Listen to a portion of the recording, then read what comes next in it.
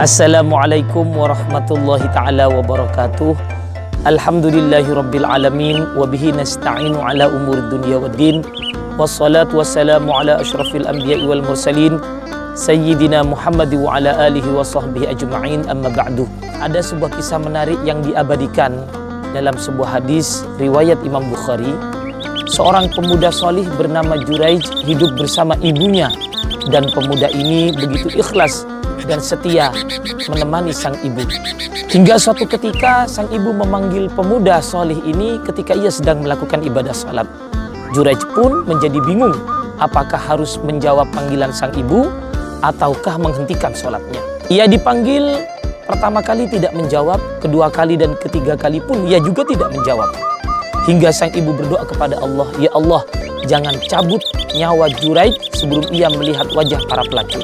Hingga terjadi suatu ketika di daerah tersebut ada seorang perempuan melahirkan seorang bayi yang tidak ada orang tuanya, yang tidak ada ayahnya.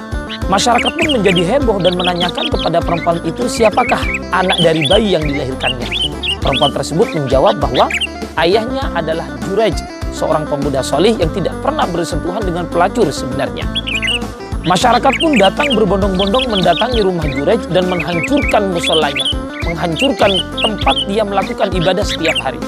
Dan belum puas, masyarakat membawa Juraij ke hadapan sang raja. Di hadapan sang raja, kemudian Juraij bertanya, "Wahai baginda, apa kesalahan saya?" Baginda mengatakan bahwa engkau telah berzina dengan seorang perempuan dan melahirkan seorang bayi. Lalu Juraij bertanya kepada raja, "Di manakah bayi tersebut?" Kemudian sang raja menunjuk kepada bayi tersebut. Kemudian Juraij mendatangi bayi tersebut dan menanyakan, "Wahai bayi, siapakah sebenarnya ayahmu?"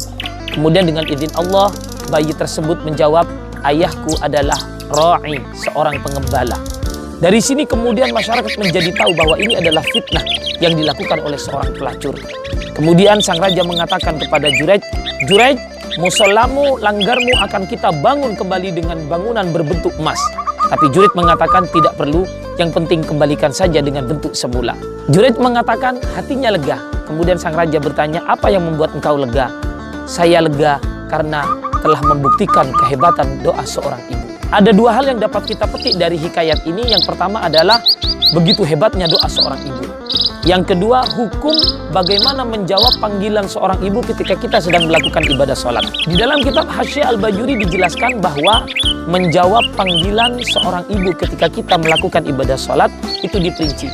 Bila yang kita lakukan adalah sholat fardu, maka kita tidak boleh menjawab panggilan ibu. Artinya tidak boleh menghentikan sholatnya. Sedangkan bila yang kita lakukan adalah sholat sunnah, maka lebih utama kita menjawab panggilan ibu dan secara otomatis sholatnya menjadi batal. Ini adalah hukum menjawab panggilan ibu ketika kita sedang melakukan ibadah sholat.